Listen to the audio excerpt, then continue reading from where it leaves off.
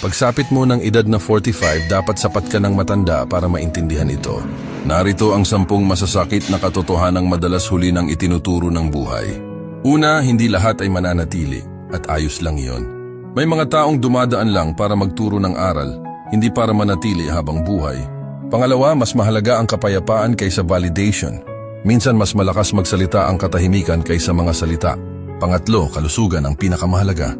Kapag wala ito, nawawala ng saysay kahit gaano kalaki ang tagumpay mo.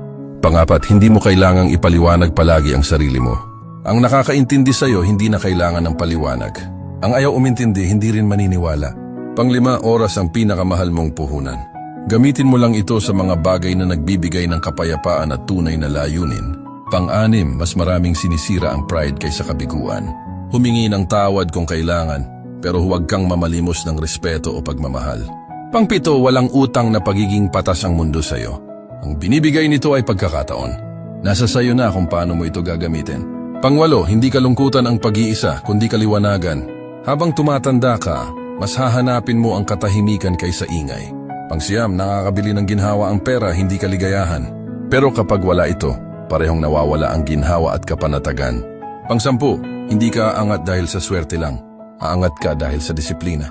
Ang consistency ay mas matibay kaysa talento kapag napagod na ang talentado.